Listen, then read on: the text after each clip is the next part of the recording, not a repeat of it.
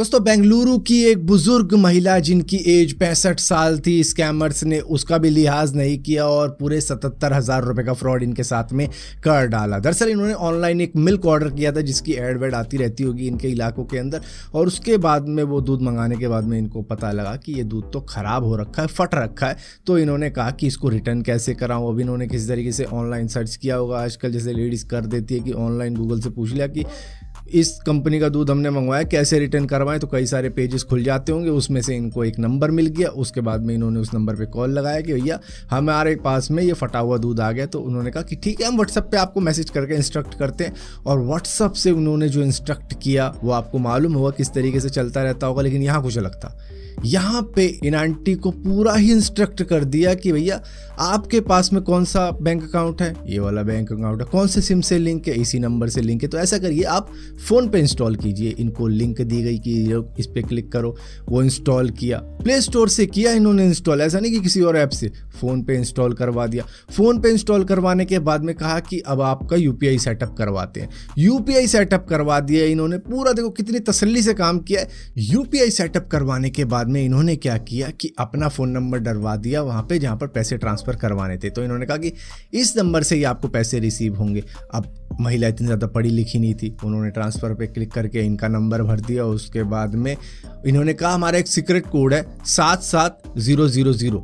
ये दरअसल रुपए थे, 77,000 रुपए।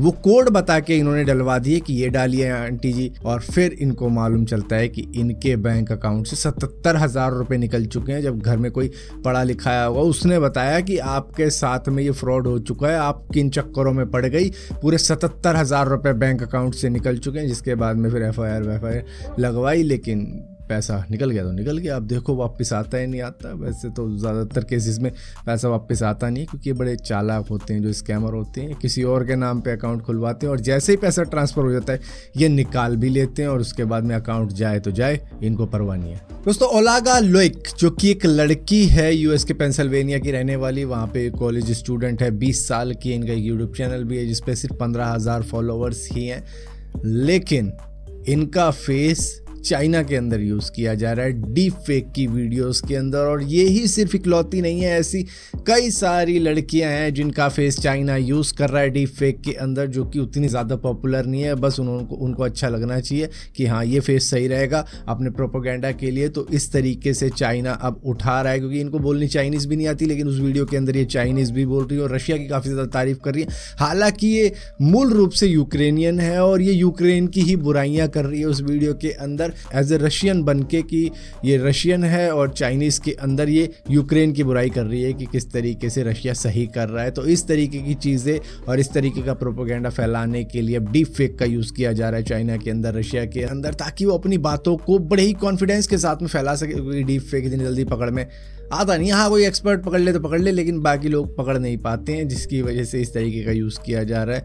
जहाँ पर US की एजेंसीज ने इस बात को उजागर किया है कि ये देखो चाइना क्या कर रहा है, कि एक US के स्टूडेंट की फ़ोटो ही लगा के रशियन बताकर उसको यूक्रेन की बुराइयां करवा रहे, जबकि वो है मूल रूप से यूक्रेनियन। तो आप हैरान मत होना अगर आपके ही फेस की वीडियो बना के चाइनीज़ के अंदर मोदी जी की बुराई कर रहा है, किसी और देश के मंत्री की बुराई कर रहा हो, और आपको ये तो भाई मैं ही हूँ वो एज ए इंडियन ये बता रहे हैं कि इंडियन भी बुराई कर रहे हैं उसकी। तो भैया इस तरीके से भी खेला कर रहे हैं। अब दोस्तों कल हम बात कर रहे थे दिल्ली मेट्रो की, किस तरीके से वहाँ पे वीडियो बनाई जा रही थी और उसके ऊपर भी चलान मलान होना चाहिए, हालांकि है, लेकिन अप्लाई किस तरीके से किया जो वो नहीं है। मतलब एक सजेशन भी था कि भैया चलान इतना बड़ा कर दो कि इस तरीके की हरकत दोबारा से होना, जिस तरीके से नोएडा ट्रैफिक पुलिस ने कर दी है।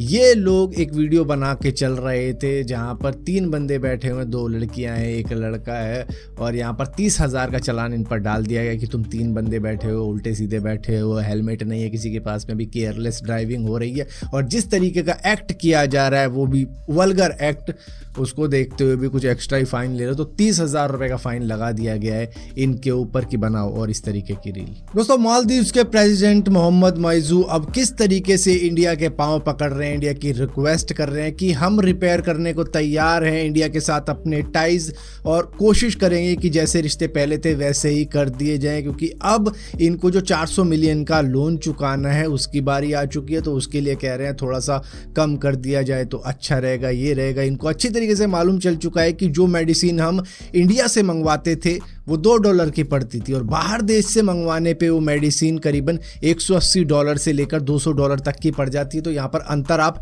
देख सकते हो, पूरे 100 गुना का अंतर है कि इंडिया कितनी सस्ती मेडिसिन भी इनको प्रोवाइड कर देता था। लेकिन इलेक्शन जीतने के लिए इन्होंने एंटी इंडिया रैली करी, प्रोटेस्ट किए, जिससे कि किसी तरीके से ये मालदीव्स के प्रेसिडेंट तो बन गए। लेकिन चाइना की जितनी बढ़ाइयाँ कर रहे थे अब वो सारी अकड़ इनकी निकल चुकी है, क्योंकि कहाँ चाइना है कहाँ इंडिया है। इंडिया इनसे मुश्किल से 1-2 घंटे दूर रहता होगा अगर शिप से भी जाया जाए, लेकिन चाइना से शायद महीनों लग जाएंगे इनके पास तक पहुंचने के लिए। जब इंडियन आर्मी को भगाने की बात हो रही थी तो कितनी अकड़ से कह रहे थे, लेकिन जब 400 मिलियन चुकाने की बात हुई तो सारी अकड़ ठंडी हो गई। दवाइयां मंगवाने की बात हुई तो सारी अकड़ ठंडी हो गई। टूरिज्म गायब हो गया तो सारी अकड़ ठंडी हो गई। फाइनेंशियल क्राइसिस सामने दिख रहा है तो सारी अकड़ ठंडी हो गई। और अब कह रहे हैं कि अब क्या होगा, क्या होगा?